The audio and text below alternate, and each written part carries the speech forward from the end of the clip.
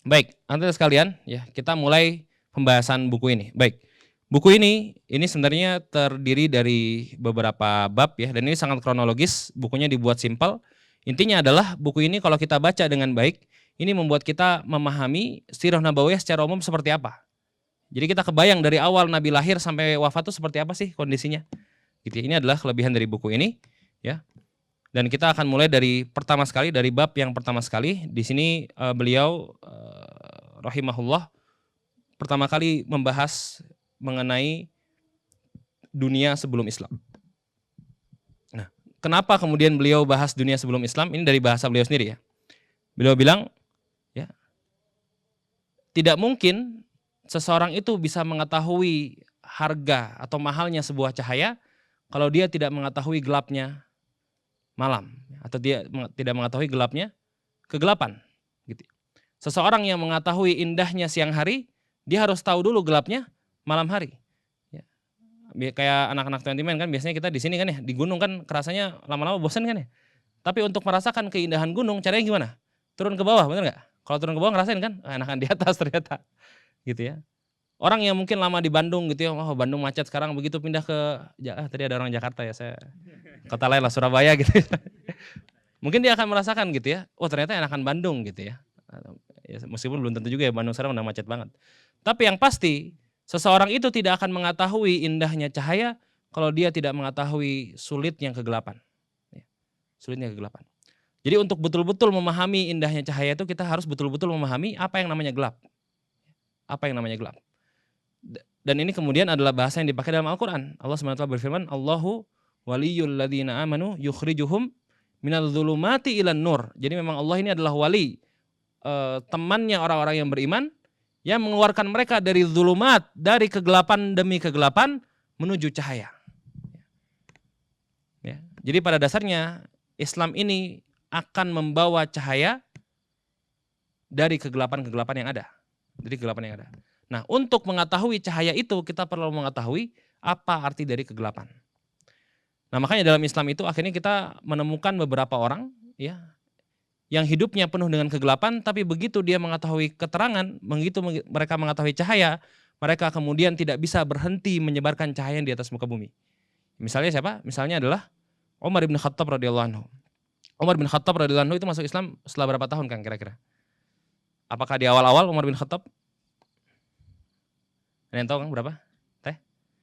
Umar bin Khattab masuk Islam itu pada tahun ke-6 setelah kenabian. Nabi diutus, kemudian hari pertama, hari keduanya Abu Bakar masuk Islam. Kemudian nanti ada As-Sabiqunal Awwalun, ada Talhah bin Ubaidillah, Zubair bin Awam dan seterusnya, sahabat-sahabat utama. Tapi Umar bin Khattab baru masuk Islam tahun ke-6 setelah kenabian. Tapi hari pertama Umar masuk Islam, tahu bahasanya seperti apa? Begitu masuk Islam, Umar langsung datang ke rumahnya Arqam, ketemu sama Rasulullah SAW, langsung bilang, ya Rasulullah, alasna alal haq, ya Rasulullah, bukankah kita di atas kebenaran? Kata Rasulullah, bala. Terus kenapa kita nyumput di sini ya Rasulullah? Jadi bagian aja. Jadi gini, Rasulullah itu setelah dakwahnya terang-terangan, 3 tahun beliau dakwah, akhirnya beliau dakwah terang-terangan. Akhirnya beliau butuh base camp, ya, butuh pesantren gitu ya. Dulu namanya di rumah Arqam. Dan ini menarik, Arqam ini kenapa dipilih? Karena Arqam dulu anak muda. Umurnya masih 16 tahun, Islamnya belum ketahuan, dan dari kabilah yang namanya kabilah Makhzum.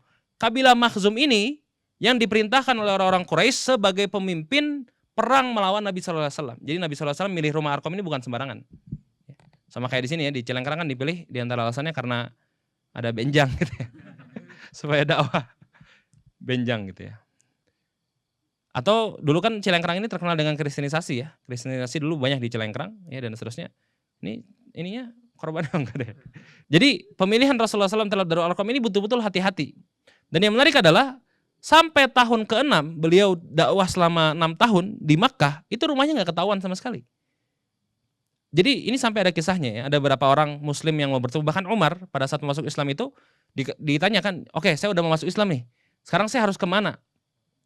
Terus kemudian Umar ini tidak langsung ditunjukkan kepada rumahnya Arqam. Umar ini ditunjukkan dulu terhadap, ada yang bilang ibunya Abu Bakar As-Siddiq, kemudian ibu Abu Bakar ini bawa dulu ke tempat lain.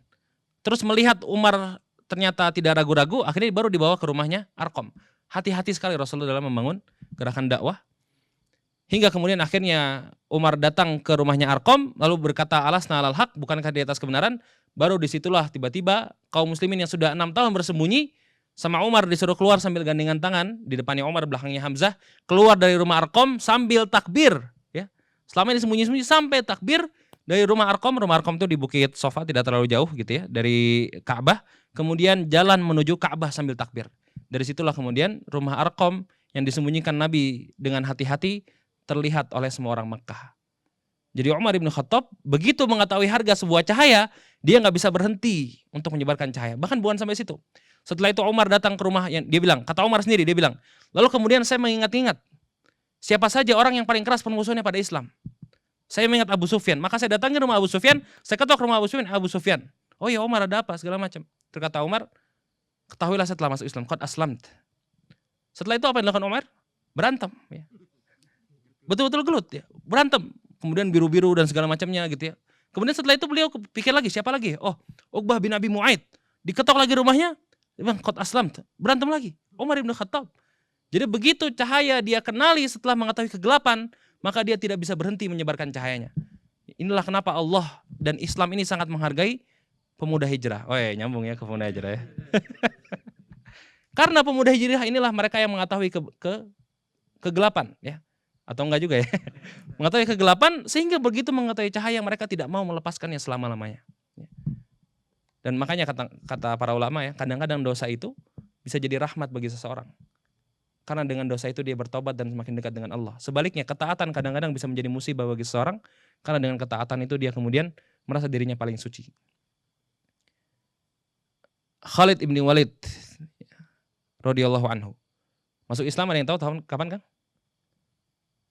Khalid ibn Walid masuk Islam tahun 7 Hijriah. Ini bukan mengetahui kegelapan doang, Kang. Ini memimpin peperangan lawan Nabi. Gitu. Bukan hanya sekedar kenakalan biasa ya. Ini kenakalannya offside gitu ya. Ngelawan Nabi coba, bayangin aja. Ngelawan Nabi di perang Uhud ya. Kita tahu di perang Uhud itu panglima perangnya Abu Sufyan. Nah, panglima pasukan berkudanya itu adalah Khalid bin Walid. Dan karena taktik Khalid lah kemudian Rasulullah sampai berdarah-darah ya, di pelipisnya di mana-mana berdarah-darah. Khalid bin Walid masuk Islam tahun 7 Hijriah. 3 bulan berikutnya dia ikut perang namanya perang Mu'tah. Di perang Mu'tah ini Nabi SAW menunjuk 3 panglima perang, yaitu Zaid bin Haritsah. Kemudian jika Zaid wafat diganti oleh Ja'far bin Abi Thalib. Ja'far wafat diganti oleh Abdullah bin Rawahah. Setelah itu Nabi diam. Berangkatlah perang Mu'tah. Ya, ini 3 bulan setelah Khalid masuk Islam. Khalid ikutan di belakangnya. Kemudian Zaid bin Haritsah wafat, kemudian Ja'far wafat, kemudian Abdullah bin Rawahah wafat. Tidak ada lagi yang berani. Ini siapa lagi yang memimpin? Tiba-tiba Khalid baru 3 bulan masuk Islam, mengambil panji Islam langsung membersihkan, merapihkan saf perang pada saat itu. Yang saat itu sudah betul-betul terpukul, akhirnya kondisi perang Mu'tah menjadi imbang. Khalid bin Walid 3 bulan setelah masuk Islamnya kemudian menjadi panglima yang sejak detik itu Khalid bin Walid tidak pernah kalah. Khalid bin Walid tercatat dalam sejarah melaksanakan perang sebanyak 25 kali dan tidak pernah kalah sekalipun. Bahkan dalam perang melawan Nabi sallallahu alaihi wasallam. Khalid bin Walid ya. Saifullahul Maslul. Ini orang masuk Islam tahun 7 Hijriah. Tahun 7 Hijriah. 7 Hijriah itu Kang, 4 tahun sebelum Nabi wafat. Nabi dakwah menjadi nabi, menjadi rasul itu selama 23 tahun. 4 tahun aja bertemu Nabi. Tiba-tiba namanya menjadi pahlawan Islam. Perawi hadis terbanyak siapa yang paling sering kita dengar? Abu Hurairah ya. Abdurrahman ibn Sakhar, Abu Hurairah. Abu Hurairah kapan masuk Islam? Sama, tahun 7 Hijriah. Tahun 7 Hijriah masuk Islam, langsung kemudian menempel Nabi sallallahu alaihi wasallam, akhirnya meriwayatkan hadis terbanyak itu adalah Abu Hurairah. Dan saya itu masih muda. Abu Hurairah adalah contoh terbaik ya. Seorang pemuda yang hijrah dan hijrahnya ekstrim. Jadi Abu Hurairah itu memang ahlu sufah, nggak punya pekerjaan. Begitu masuk Islam pekerjaannya hanya nempel Nabi aja. Setiap kali Nabi ngomong dicatat dan seterusnya dan seterusnya. Inilah orang-orang yang mengetahui harga dari sebuah cahaya karena mereka mengetahui buruknya kegelapan. Ya. Minal dzulumati ilan nur.